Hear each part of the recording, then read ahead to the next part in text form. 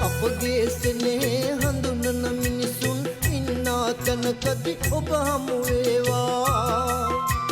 සසරේ සරණාතුරු මේ භවයේ අපේම වී අප යලි පැදේවා.